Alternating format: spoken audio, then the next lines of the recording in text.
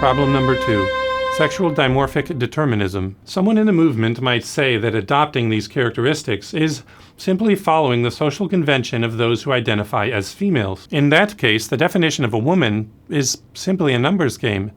Since most people who identify as female have the bodily features and social characteristics of biological females, then transgender persons are just following the herd. Being a woman in this instance is the result of a democratic vote or simple majority. This definition of a woman would be socially constructed, that is, determined by majority vote, which is what the transgender movement wants.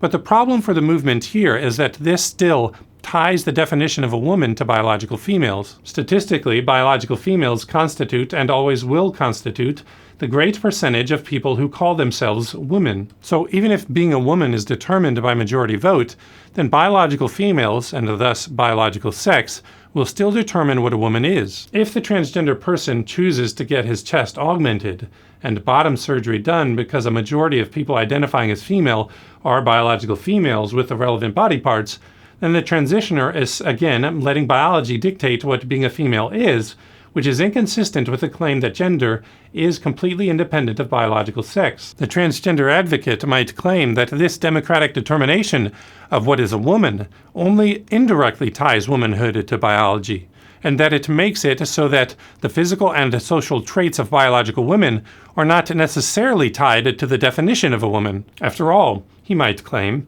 if we were to convince most biological women to identify as males, and enough males to identify as females, we would get the definition of a woman to include having male body parts. So, determining gender by majority vote does not contradict the claim that a gender is completely independent of biological sex. There are two problems with this response.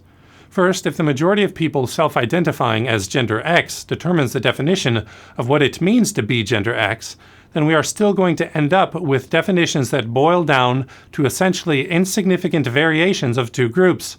Those male majority groups who are thereby defined by the biological and social characteristics of biological males, and those female majority groups who are thereby defined by the biological and social characteristics of biological females. You can slap hundreds or even thousands of gender labels on these groups, but in the end, sexually dimorphic biology will still collapse the definitions of those quote-unquote genders into essentially two groups: biological males and biological females. The second problem is that advocates of the transgender movement in general revolt at the idea that a majority gets to determine what gender they are. Their gender is whatever they want it to be. But if my gender is whatever I want it to be, regardless of my biology, and if words for male and female refer to gender and not biology, to call myself female should have no bearing whatsoever on whether I wear a dress or not, or whether I wear makeup or not, or whether I get breast implants, aka top surgery, or not, or genital surgery or not. Engaging in those activities in response to calling myself female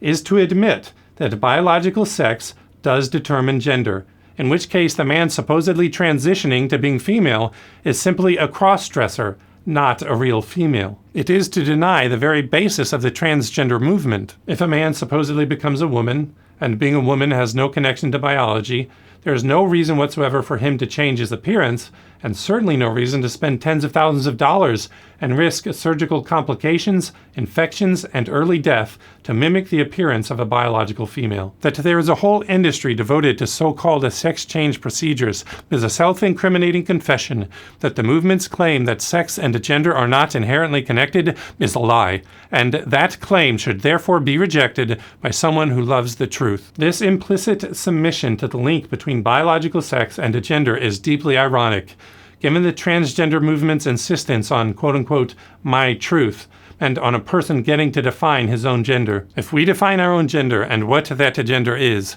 then there's no reason that the characteristics that people ascribe to the gender that they have made up should conform at all, let alone conforming as closely as it does in practice to the traditional characteristics of biological males and biological females. The fact that the chosen genders do conform closely to the characteristics of the standard sexual binary shows how inescapable are biological sex and its physical and social characteristics. Thank you for listening. Credible Faith is a global missions-minded apologetics ministry with content available in 7 different languages across 7 websites: German, Russian, Italian, French, Spanish, Portuguese, and English. If you would like to support the global apologetics work of Credible Faith, go to crediblefaith.org and click on the donate icon. If you would like me to give an apologetics workshop or participate in a debate at your university, or if you would like me to give a Great Commission missions conference or apologetics conference at your church, get in touch with me through the Contact Us section of the Credible Faith website. You can also submit a request through the website to get Credible Faith's monthly email.